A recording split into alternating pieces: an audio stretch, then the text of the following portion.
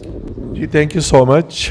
DG Matin Haider, DG ISPR से सवाल है।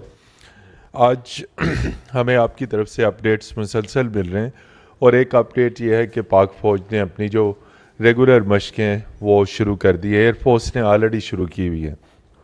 रात के हमें वज़ीर इत्तलात का भी स्टेटमेंट मिला जिसमें यह कहा गया कि अगले 36 घंटे भारत की जानिब से हमले के लिए इंतहाई अहम हैं। आपसे स्पेसिफिकली ये पूछना है कि कितना बड़ा ख़तरा है, हमारी कौन सी जगहें पाकिस्तान में, क्या line of control, Azad Kashmir, Bahawalpur, किन जगहों पे ख़तरा ज़्यादा है और उस ख़तरे से निमटने के लिए हमारी तैयारी उन इलाकों में कितनी है। चूँकि एक्सरसाइज का क्लिप हमें आ चुका है। और डिप्टी PMFM से सवाल है, हमारा जो डिप्लोमेटिक स्टाफ न्यू दिल्ली से आ रहा था उनके साथ वाघा बॉर्डर के ऊपर बहुत बदसलूकी की जा रही है। एक नोट भी हमें फॉरेन ऑफिस के ग्रुप में इस हवाले से मिला। तो ये बताइए, ये भी इंटरनेशनल लॉ वियना कन्वेंशन की खिलाफ वर्जी है जो डिप्लोमेटिक स्टाफ आ रहा है। हमने उनके स्टाफ को बड़े एहतराम से भिजवाया लेकिन हमारे स्टाफ के साथ बदसलूकी की जा रही है। तो बस ये 2 सवाल हैं। बहुत शुक्रिया।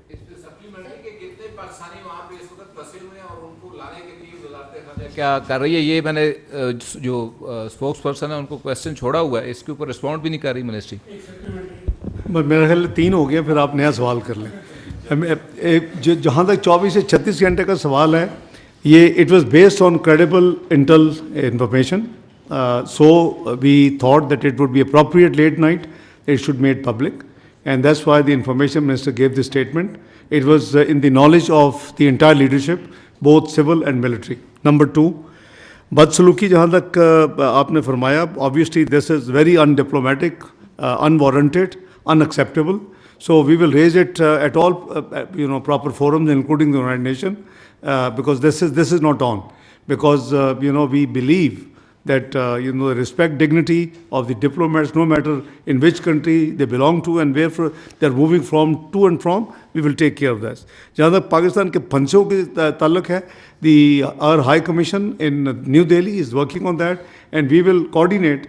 You see, it's something which the data is being collected, but obviously since there were 48 hours for them to leave and for us to leave, because both actions were taken. So I think we are taking care of this thing.